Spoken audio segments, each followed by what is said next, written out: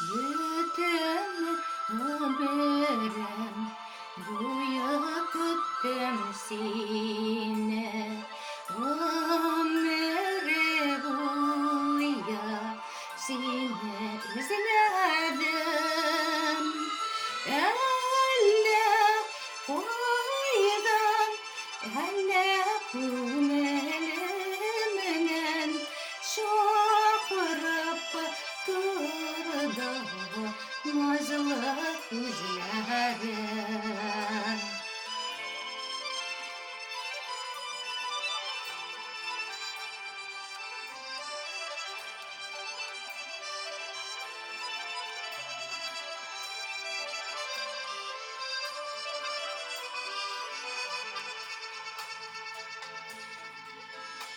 Şundayı küttüm seni şol kaderli. Hiçbirini bey bakıp izlemey. Ümitlenip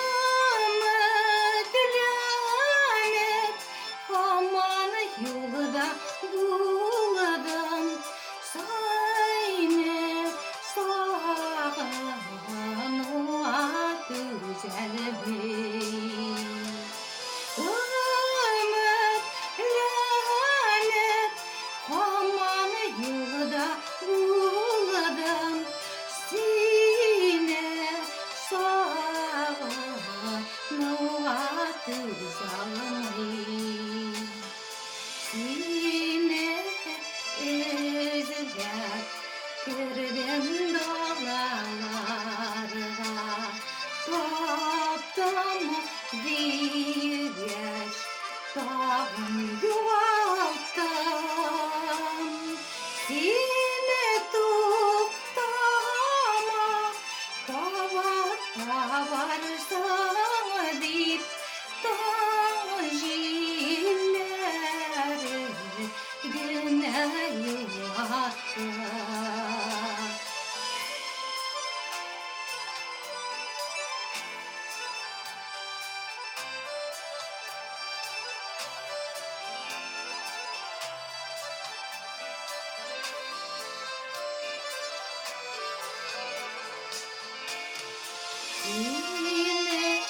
Seni izlep menem dağ başına yırağa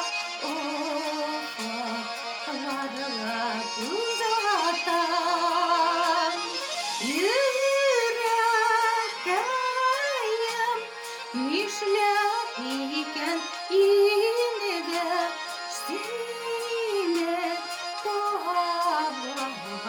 kavat yuvalsam.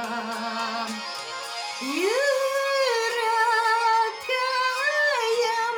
nişler iken